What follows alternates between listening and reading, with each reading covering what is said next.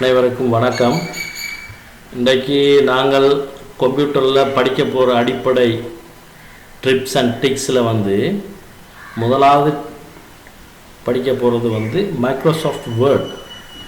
அதில் உங்களுக்கு அதிகமாக அலுவலகத்தில் பயன்படுத்தக்கூடிய ஒரு விஷயம், அந்த விடயத்தை தான் நாங்கள் இன்றைக்கு ஒரு சிம்பிள் மெத்தடில் பார்க்க போகிறோம்.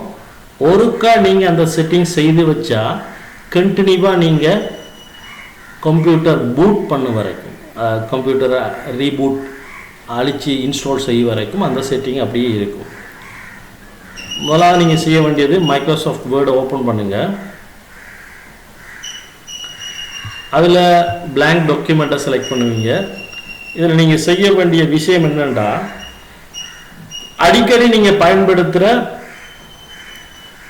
கணனி இதில் லெட்டர்ஸ் டைப் பண்ணும்போது ஃபோண்டை மாற்றி கொண்டு இருப்பீங்க. உதாரணத்துக்கு English font default font Times New Roman. Tamil font default சில இடங்களில் அம்மா, அபோஹி அல்லது பாமினி யூஸ் பண்ணுறாங்க. அப்போ உங்கள் அலுவலகத்துக்கு ஏற்ற மாதிரி ஏதோ ஒரு ஸ்டாண்டர்ட் ஃபோன் ஒன்று வச்சுருப்பீங்க. அப்போ ஒவ்வொரு முறையும் நீங்கள் ஒரு விஷயத்தை டைப் பண்ணும் பொழுது, உதாரணத்துக்கு இதில் இங்கிலீஷில் டைப் பண்ணுறீங்க,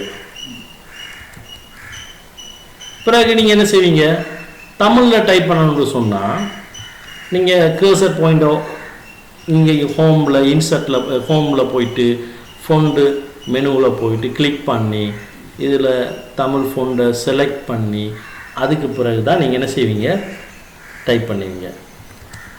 அதுக்கு பிறகு நீங்கள் என்ன செய்வீங்க, இங்கிலீஷ் ஃபோண்டுக்கு டைப் பண்ணணும்டா திருப்பி கர்சரை இதில் வச்சு போட்டு மறுபடி போய் செலக்ட் பண்ணி தமிழ் ஃபோன்லேருந்து இங்கிலீஷ் ஃபோனுக்கு திருப்பி மாற்றி அதுக்கு பிறகு தான் நீங்கள் ஒர்க் பண்ணுவீங்க.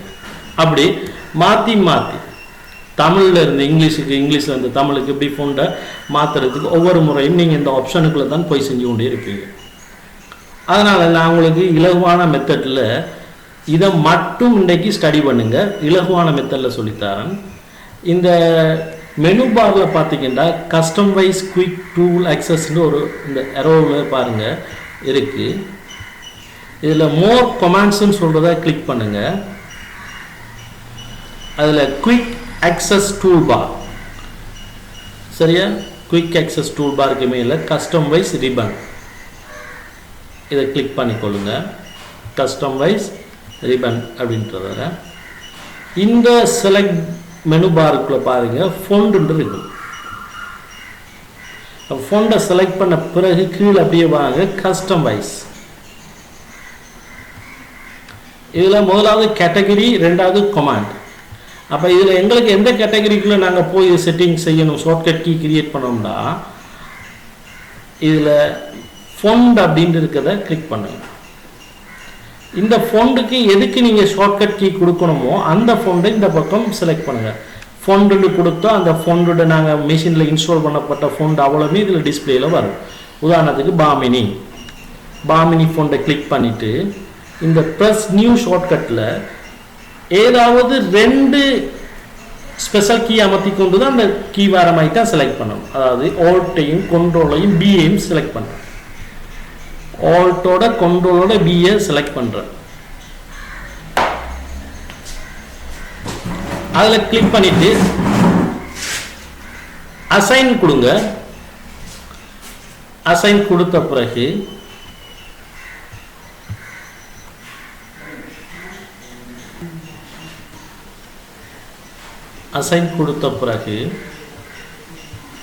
இந்த ஷார்ட்கட் கீ இந்த மெனு பாருக்குள்ள தெரியும். இப்போ பாருங்கள் கண்ட்ரோல் ஆல்ட் பின்னு காட்டுது. அதே மாதிரி ரெண்டாவது நாங்கள் இங்கிலீஷ் ஃபோண்டோட ஸ்டாண்டர்ட் ஃபோண்ட் என்ன, டைம்ஸ் நியூ ரோமன். இப்போ டைம்ஸ் நியூ ரோமனை இதை தேடி பிடிப்போம். இங்கே times New Roman, times New Roman இந்த இதை செலக்ட் பண்ணிவிட்டு ப்ளஸ் நியூ ஷார்ட்கட் கீ, அதாவது கண்ட்ரோல் ஆல்ட் டீயை கொடுக்குறேன். அந்த முதல் எழுத்தை ஈஸியாக இருக்கிறது கொடுக்குறேன். கொடுத்துட்டு கீழே அசைன் கொடுங்க. கொடுத்தோன்னே இங்கே ஷார்ட்கட் கீ கிரியேட் பண்ணப்பட்டிருக்குன்னு இங்கே காட்டும். இதில் க்ளோஸ், அடுத்தது நீங்கள் செய்ய வேண்டியது க்ளோஸ். இதில் ஓகே. இப்போ நீங்கள் என்ன செய்யுங்கண்டா, உதாரணத்துக்கு இப்போ நீங்கள் கம்ப்யூட்டரில் பாருங்கள், முதலாவது உங்களோட ஃபோன் எதில் செலக்ட் பண்ணி போட்டிருக்கு, கலிபரின்னு சொல்லிட்டு ஒரு ஃபோன் ஒன்றில் கிடைக்கும்.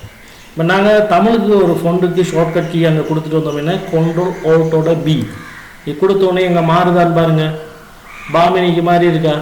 இப்போ என்ன செய்யும், தமிழ் ஃபோனில் டைப் பண்ணும். இப்போ நீங்கள் என்ன செய்யுங்க, இங்கிலீஷுக்கு மாற்றணும் அப்படின்னு சொன்னால் Ctrl+Alt+T தானே கொடுத்தீங்க டைம்ஸ் நியூ ரோமனுக்கு. Ctrl+Alt+T அமர்த்துறேன், மேலே பாருங்கள் ஃபோன் மெனுவில் என்ன வந்திருக்கு, டைம்ஸ் நியூ ரோமன் இருக்குது. அப்போ நீங்கள் என்ன செய்யலாம், இப்போ தமிழில் டைப் பண்ணலாம். ஸ்பேஸ் விடுறீங்க, தமிழுக்கு மாற்றணும், Ctrl+Alt+B தமிழுக்கு மாறுது, டைப் பண்ணுறீங்க, ஸ்பேஸ் விடுறீங்க, Ctrl+Alt+T இங்கிலீஷுக்கு மாறுது, டைப் பண்ணலாம். அப்போ எவ்வளவு உங்களுக்கு இலகுவான முறையில் இந்த செட்டப்பை செஞ்சு வைக்கிறீங்களோ அவ்வளோ வேகத்துக்கு நீங்கள் கணினியில் தட்டச்சு செய்யலாம். உதாரணத்துக்கு இது நான் கம்ப்யூட்டரில் பாருங்கள், நான் இப்போ இந்த வேர்டை க்ளோஸ் பண்ணுறேன், க்ளோஸ் பண்ணிட்டேன், புதுசாக வேர்டை ஓப்பன் பண்ணுறேன். இந்த செட்டிங்ஸ் இருக்குமா இல்லையான்னு நான் உங்களுக்கு காட்டுறேன். பாருங்கள், இப்போ என்ன கலிபரின்னு சொல்கிற ஃபோன்டில் தான் இருக்குது, இங்கிலீஷில் கிடைக்கும். இப்போ Ctrl+Alt+B அமர்த்துறேன். இப்போ என்ன ஃபோனுக்கு மாறி இருக்குது, பாமினிக்கு மாறி இருக்கு. அடுத்தது Ctrl+Alt+T அமர்த்துறேன், டைம்ஸ் நியூ ரோமனுக்கு மாறுது. அப்போ விளங்கி கொள்ளுங்க, ஒருக்கா இந்த செட்டப்பை செஞ்சு வைப்பீங்களா இருந்தால் உங்களுடைய கம்ப்யூட்டர் ரீபூட் பண்ண வரைக்கும், உங்களோட ரீஇன்ஸ்டால் பண்ண வரைக்கும் இந்த சிஸ்டத்தில் மைக்ரோசாஃப்ட் வேர்டில் பெர்மனண்டாக இருக்கும். அப்போ இலகுவான மெத்தட் இதை பயன்படுத்தி நீங்கள் என்ன செஞ்சுக்கொள்ளலாம், ஒவ்வொரு முறையும் கொண்ட தெரிவு செய்ய தேவையில்லை. ஓகே, நீங்கள் இந்த செட்டிங்ஸ் எல்லாம் எதுக்கு சூட்டபிள் ஆகும்னா எங்களோட ட்ரையல் வெர்ஷன் மைக்ரோசாஃப்ட் ஆஃபீஸுக்கு ஒர்க் பண்ணாது. இதில் மேலே பாருங்கள், சில பேருக்கு வந்து இதில் வந்து அன்ரெஜிஸ்டர்ட் அப்படின்னு இருக்கும், ஆக்டிவேஷன் ஃபெயில்டுன்னு இருக்கும். அப்படியான சிஸ்டங்களுக்கு இது வேலை செய்யாது. நீங்கள் மைக்ரோசாஃப்ட் ஆஃபீஸ் ரெஜிஸ்டர் பண்ணியிருக்கணும், அல்லது நீங்கள் பிளாக்கிங் இது ரெஜிஸ்ட்ரேஷன் அல்லது க்ராக் பண்ணியாவது ரெஜிஸ்டர் பண்ணியிருக்கணும். ரெஜிஸ்டர் பண்ணதுக்கு மட்டும்தான் இந்த மாதிரியான செட்டிங்ஸ் எல்லாமே ஒர்க் பண்ணும். ஓகே, பயன்பெற்று இது தொடர்பான தகவலை எனக்கு கமெண்ட்ஸில் போடுங்க. Thank you very much. Bye. Anthony's.